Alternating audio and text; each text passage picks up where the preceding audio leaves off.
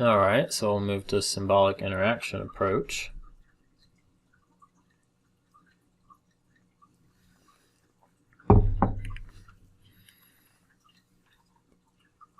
So this is more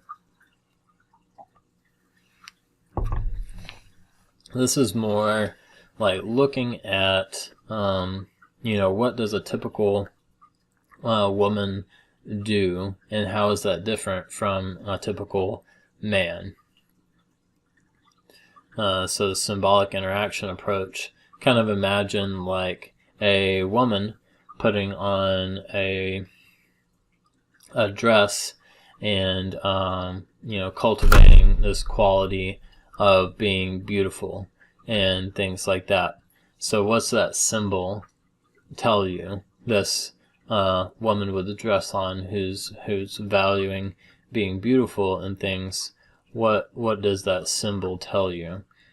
So that where as far as how is gender a part of day-to-day life, putting on the dress and trying to be beautiful and things like that, how does that influence gender?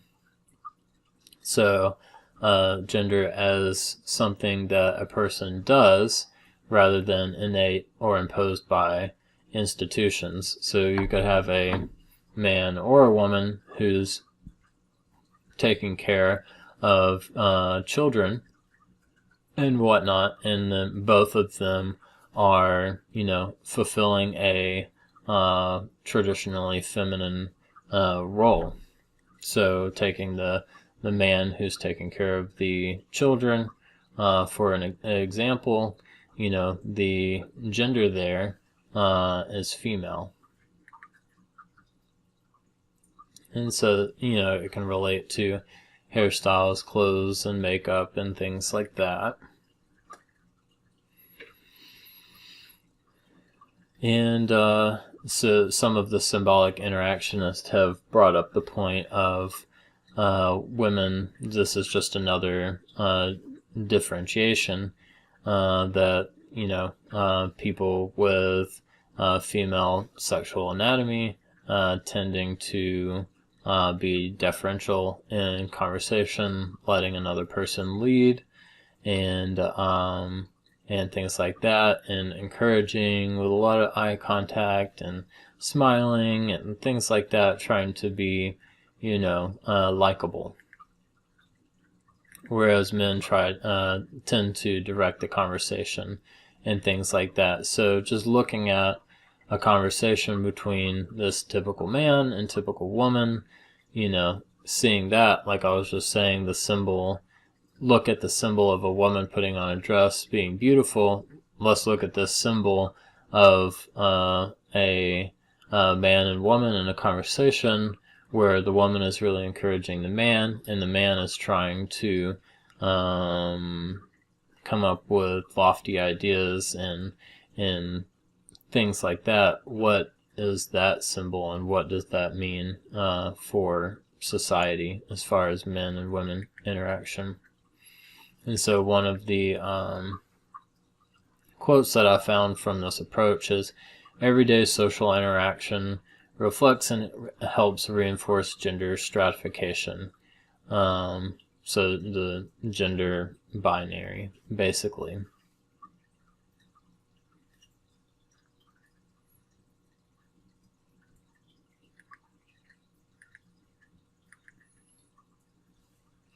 So the critique of this approach is that it's focused on just these sort of micro level interactions, kind of like I was talking about before, like a man and woman talking, the woman being deferential and the man being more assertive in the conversation, is that they're not, this symbolic interaction approach is not so, it misses the broader patterns of gender inequality. So it's kind of limited in that it's more so just descriptive of what gender is like in our society, rather than a real robust explanation of why we are that way.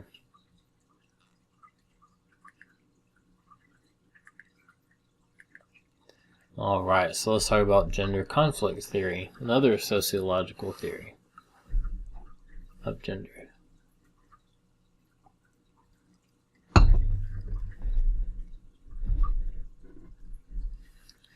So a quote that I found from this theory is gender is a structural system that distributes power and privilege to some and disadvantage to others. That mostly being gender is a structural system that distributes power and privilege to men and disadvantage to women. So the gender conflict, men and women. Conflict theory in sociology was purported by Karl Marx first, but then it's been appropriated for interpreting gender. And so this gender conflict theory talks a lot. People who talk within this theory talk a lot about patriarchy, men being having more power than women in our society. And so just a few examples of how men historically have had more power than women is things like restricting education, higher education to men. That actually happened in our society. Refusing women the ability to vote. We've talked about that. Things like that. And so you can really see it's just like, oh yeah, there is a conflict going on between men and women.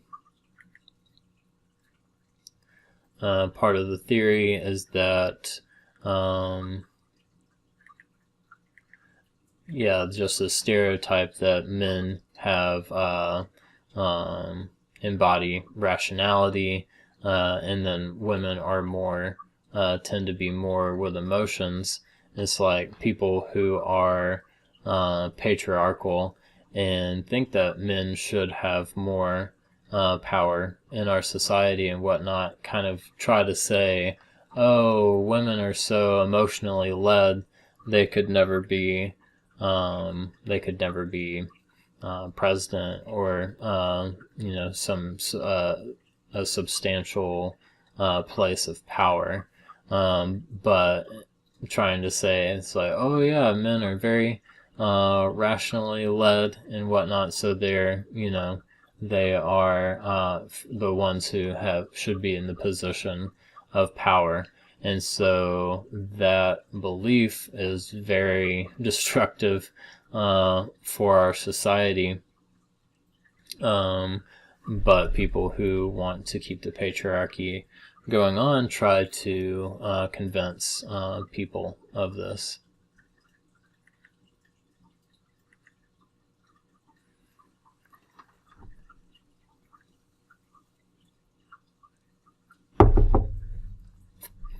So moving on, so we did sociological theories of gender, and now we're going to do a couple philosophical perspectives of gender. People who identify more so as a philosopher.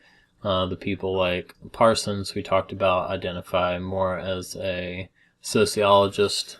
Just a little differentiation there.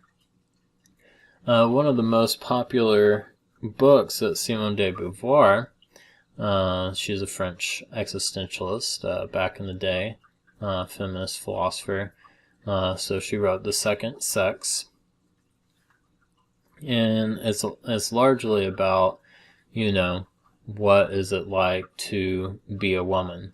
So she's an existentialist in that she's very interested in what's the personal subjective experience of being a woman. So a lot of her prose that is contained within works that she writes is this very descriptive, almost analytical, step-by-step sort of thing of what is it like to be a woman from her perspective as a woman.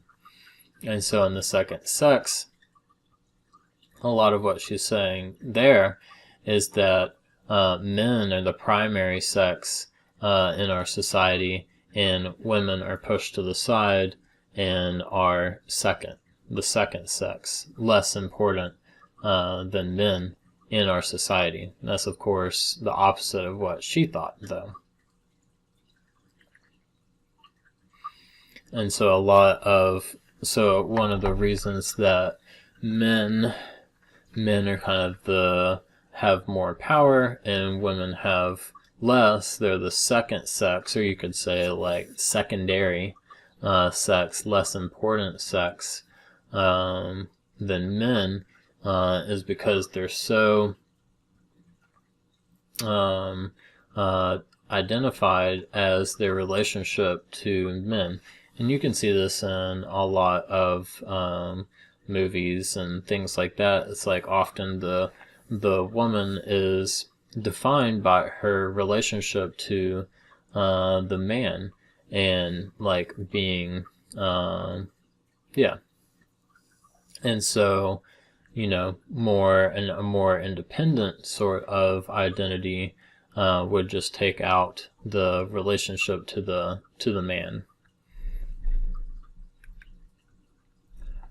She had this idea of reproductive slavery that she talked about, saying, you know, imposing motherhood on every single woman keeps them in this type of slavery in a way, so that they're basically, you know, married to the home and motherhood and not able to pursue careers that they may want to pursue. So they're bound to their body, bound to pregnancy, bound to the house, bound to their husband, things like that. So reproductive freedom, as in contraceptives and things like that, were very important to her, as you would imagine. You know, someone who thinks that being obligated to be a mother kind of subjugates women. Having that reproductive freedom is a huge game changer in being a woman with a full importance that's equal to men, and voting for obvious reasons as well. And she has a volume 2 of this book as well, so I encourage you to check it out. It's really good, even though there's a book here, The Second Sex. I haven't read it all, but it's really good, even though it's kind of what I like about a lot of good philosophers, is that even though it was written a long time ago, it can still be very applicable and good today. I'm trying to find the date on this.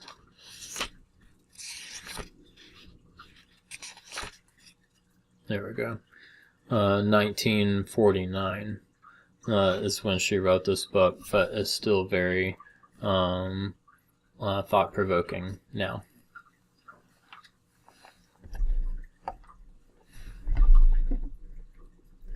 Alright, so we're going to end the first lecture there, and I'll upload a second lecture as well. And again, if there's any lack of clarity in any of these theories, feel free to shoot me an email, and we can either clear it up over email, or we can meet and talk about it. We're picking up from the philosophical psychology of gender. So we talked about Simone de Beauvoir. Let's talk about Judith Butler. We'll talk about her later as far as queer theory goes as well.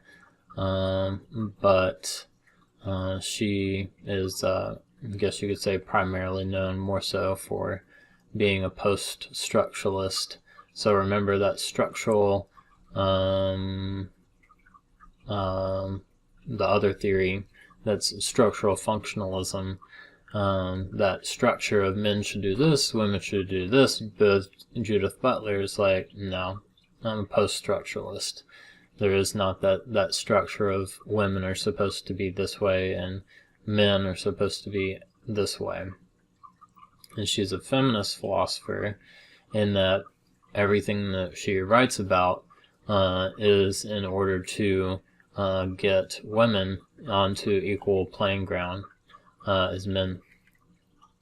So one of her most profound and popular books is called Gender Trouble, kind of explicating what I just said as far as what's a post-structuralist feminist philosopher.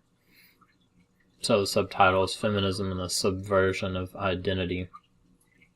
Identity is a very important topic in feminist philosophy and women's studies and queer theory and things like that, saying, you know, this, what was previously held as like I am a woman, I am a man, what does that really mean? So she talks a lot about that. She talks a lot about how to begin with things like what it means to be male, what it means to be female is socially constructed, so that that dichotomy between whether gender is socially constructed, like what she's saying, or is it inherent? Are all men inherently predisposed to be good at sports, for example? And she's saying no, people are not inherently either which way as far as being feminine or masculine, male or female. So she's saying that society made women caring, as opposed to women are inherently caring. Kind of that the inherent part is like the biological evolutionary approach. Women are inherently caring because that's what they, did, historically speaking. So another idea from this is that gender is performative. So this is where a lot of these theorists talk about gender as doing gender, as opposed to gender is what I'm born with. It opposes that inherent model. Is performative, those actions. So kind of similar to that symbolic interactionist approach of like, what's actually happening right in front of us as far as men, women, and people who don't necessarily identify as either.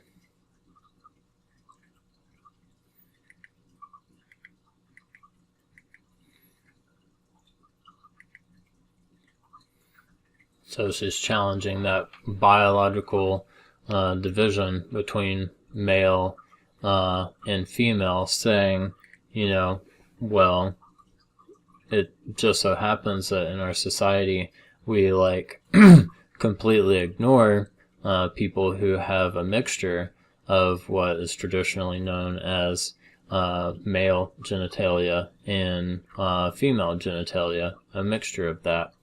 And what Judith Butler is saying is that these intersex individuals, we'll talk about, the prevalence rates of intersex individuals in a second, but what Judith Butler is saying, is like we have this whole other sex of individuals.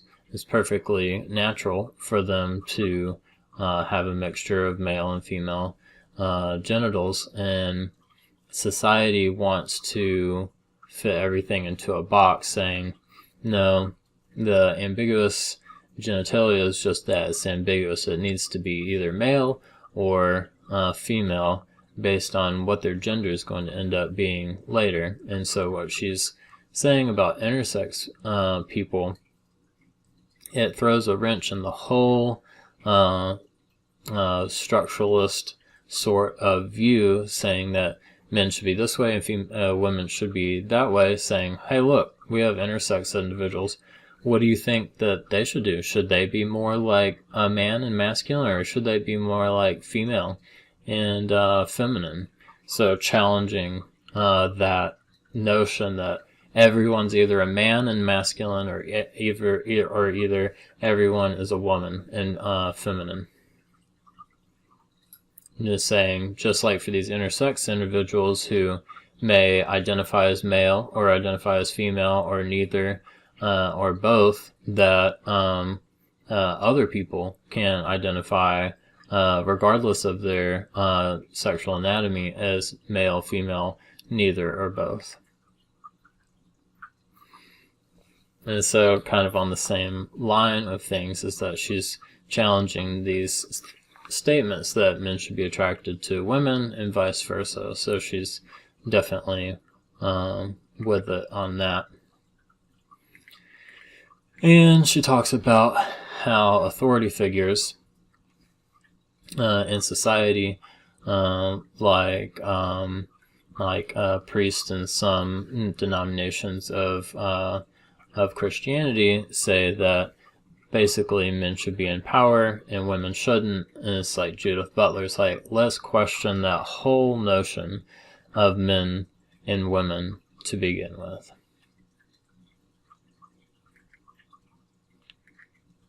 All right, queer theory, and Judith Butler contributes to this as well. And it's kind of a challenging theory to really to understand right away. I had you guys reading a paper on queer theory, and I hope to find one that that will work. But it's very has a lot of jargon and things like that.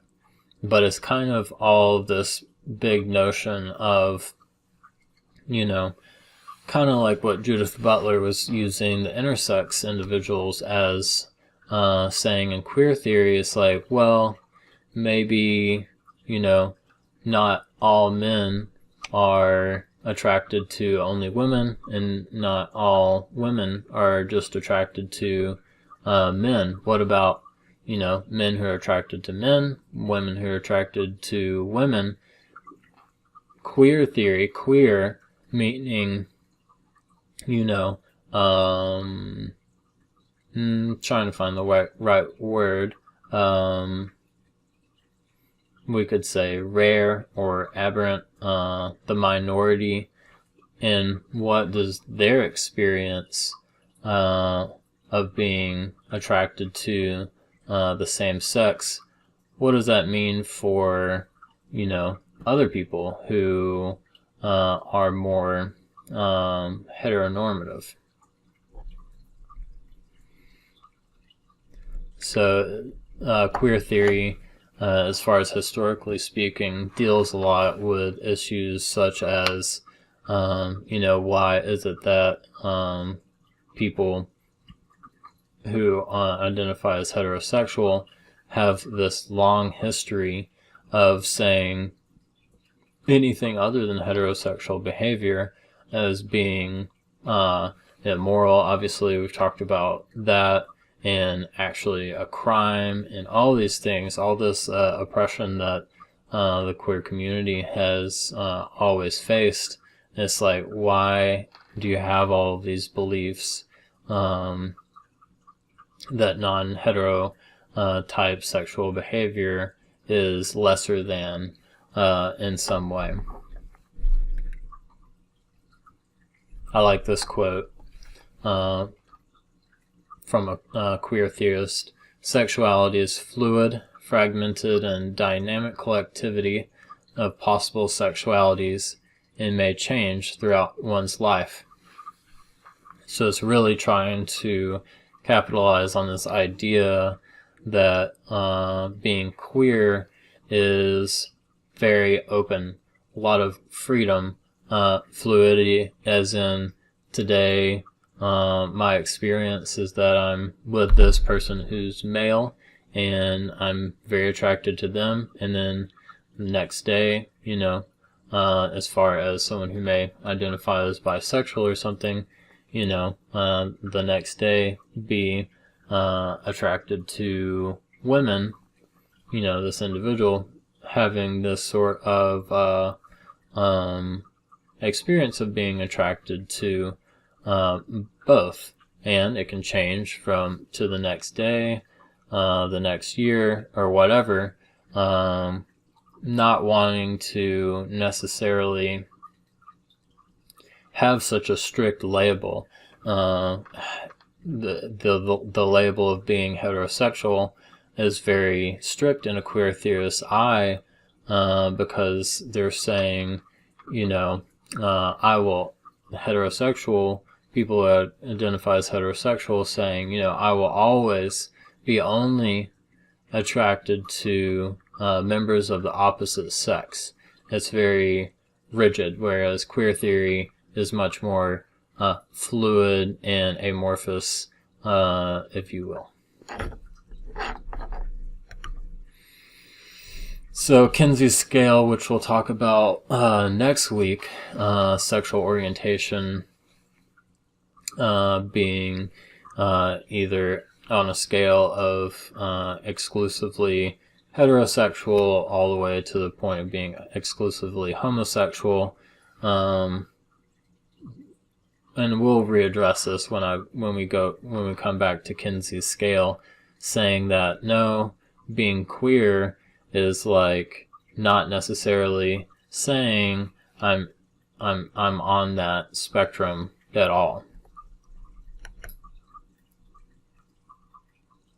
And like we were talking about, as far as identity being very like a big topic in these academic discussions and whatnot, the issues of what is the self to begin with, and identity.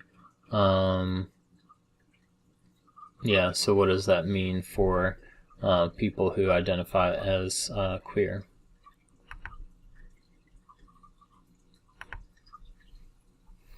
I have a little exercise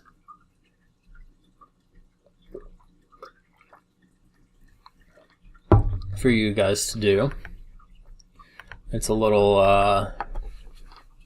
you can just copy this into your browser, and it's a lengthy questionnaire that at the end it kind of gives you this idea of like where you are as far as on the feminist spectrum. So what's the difference between things like, radical feminism or separatist feminist or anti-feminist, being against the movement of women having equal rights as men.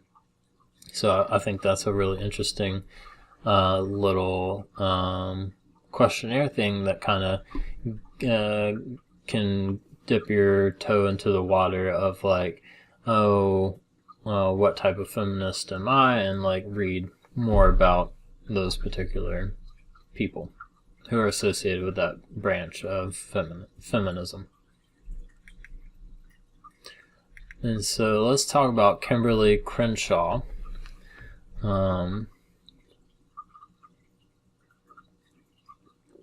She's done monumental work for society, developing this notion of intersectionality.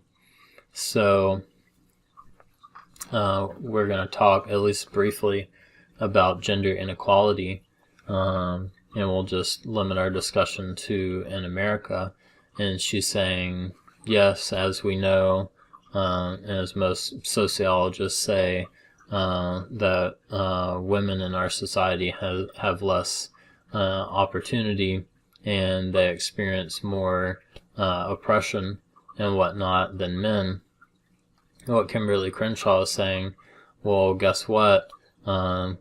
imagine that for a marginalized population. So whereas women are already not being treated as equals, well, let's add in another marginalized population, black, into that, and that's where you have the intersection of woman being oppressed, and the intersection between that and black being oppressed.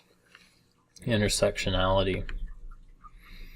So she's quite dynamic. She's written philosophical texts. She's a lawyer, went to Harvard Law School, has her bachelor's from Cornell, Ivy League college.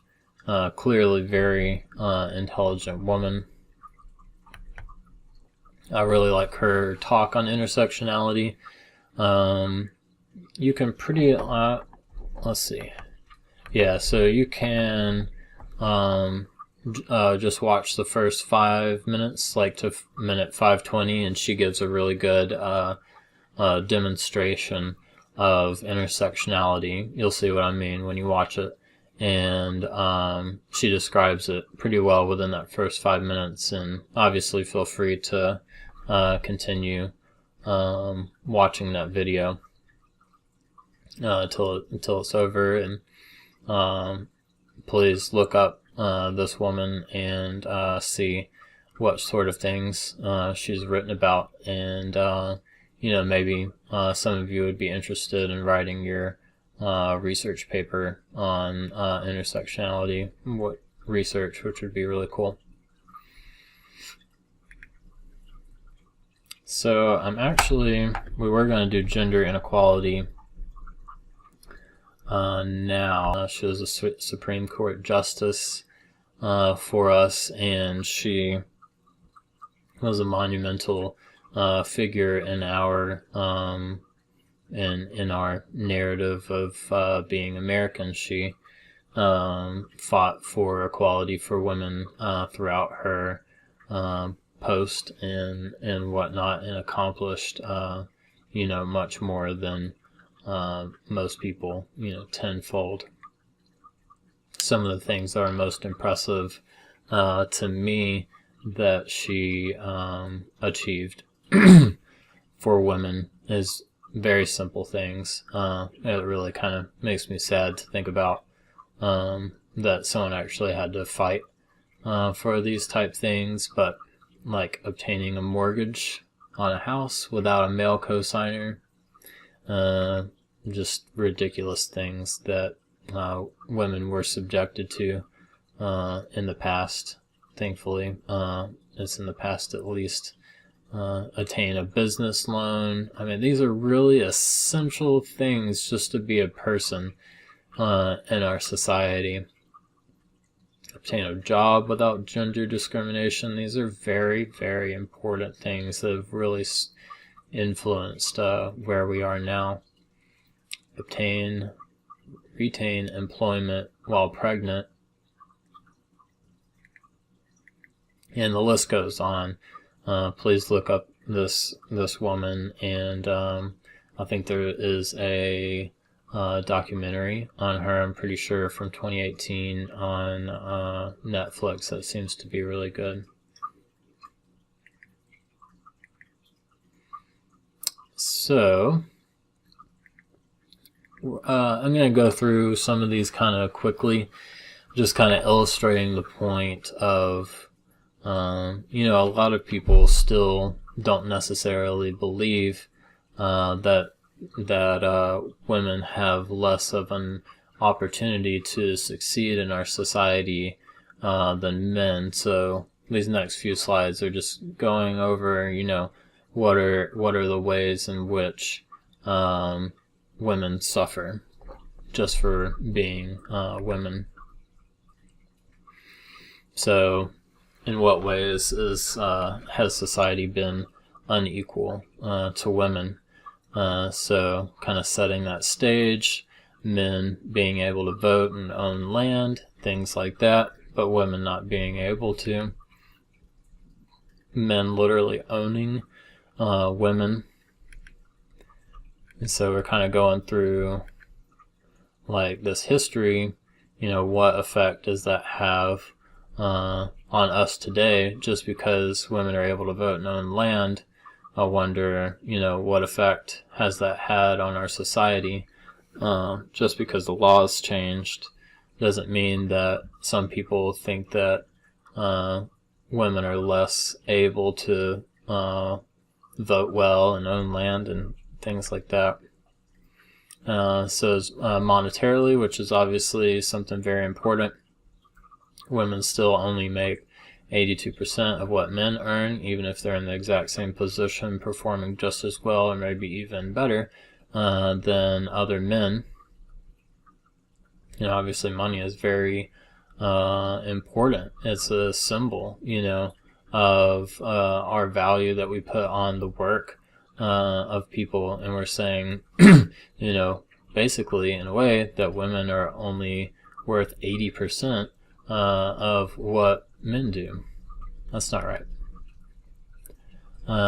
Religiously, as you know, in the Catholic tradition, it's only men who have this power of deciding major things in theology, and then of course, actually conducting oneself as a priest, and basically all the positions of power and decision and whatnot being held in the hands of men.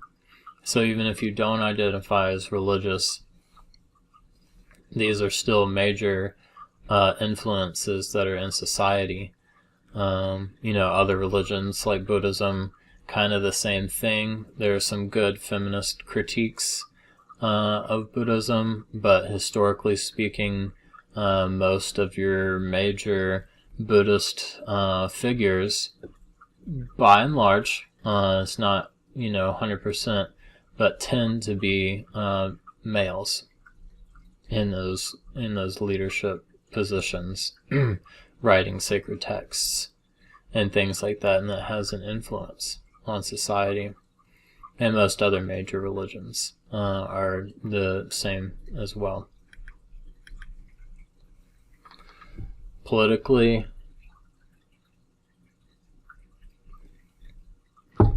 as you know, I'm sure you're very well aware that there still have been no women presidents in the U.S., and probably over 99% of political positions in our society, which is tantamount to general power in our world and whatnot, is all men.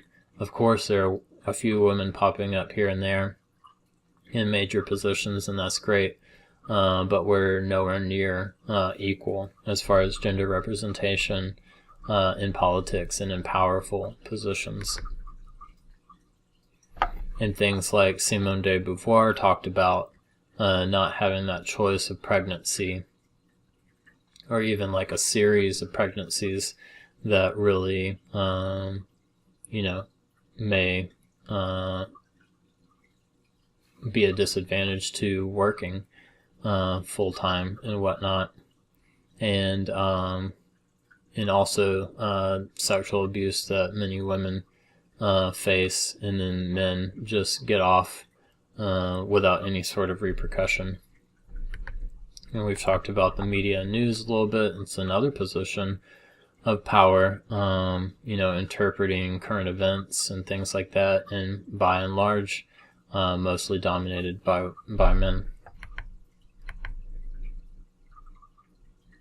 And so it's not just, in America that this sort of gender inequality has occurred. It's been in Europe, Middle East, and Asia, things like that, in religion and politics and whatnot.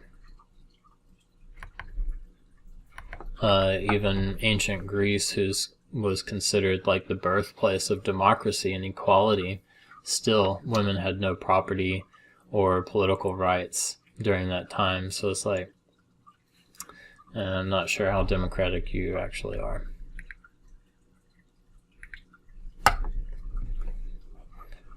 Hold on real quick. I'll be right back.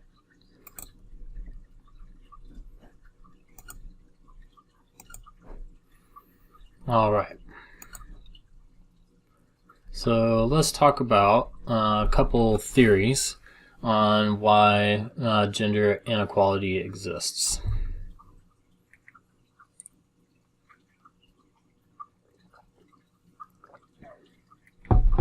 So sociologist Stephen Goldberg tries to explain why men have more power in our society than women in biological terms. And so he, if you look up his name, Stephen Goldberg, and Theory of Patriarchy, he has this book and another one as well on the same topic, Why Men Rule, A Theory of Male Dominance. And so what he thinks is that men are naturally more competitive than women. So he's more in the camp of like men inherently are more competitive, assertive, willing to impose their will on others than your average woman is willing to do those sort of things.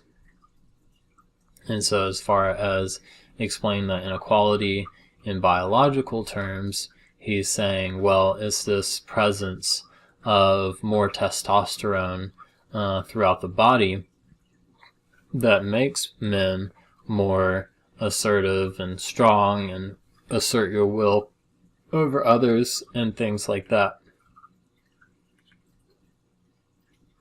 So he's saying, it's inevitable with all of this testosterone that they take over high status positions. So we were talking about high status positions in religion, high status positions in politics, high status position in news and media, all these sort of things. He explains that his theory of why all that is basically boils down to more testosterone and more aggressive because of it. So they end up being in leadership roles. And so once all the dust settles and these men get their way, and they are in these positions of power, leaves most of the women there to support or be in some other role that's not as important as the men.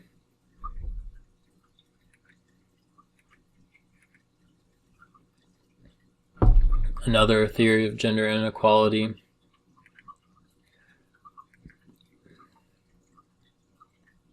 is that men have this desire for power and control. So that previous guy, sociologist, talked a lot about testosterone. Steve Taylor is talking more about just this men's desire for power and control psychologically. And so this desire for power and control, not necessarily saying, where did it come from, more so saying like inherently men have this desire for power and control, and that desire made them conquer other countries and things like that. I mean, that seems more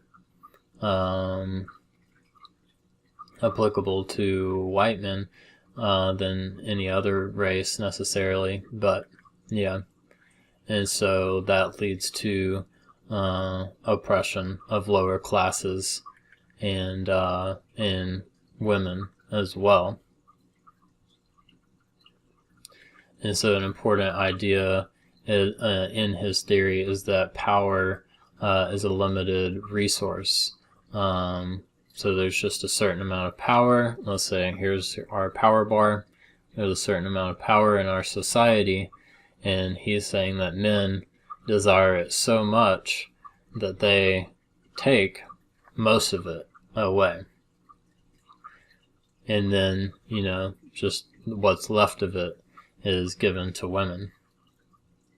And so maybe even underlying, that desire for power and control, perhaps what's driving that is wanting to see oneself as significant and worthwhile. That's definitely not a justification for men taking all the power in our society, but it's at least taking a crack at an explanation of why things are the way they are.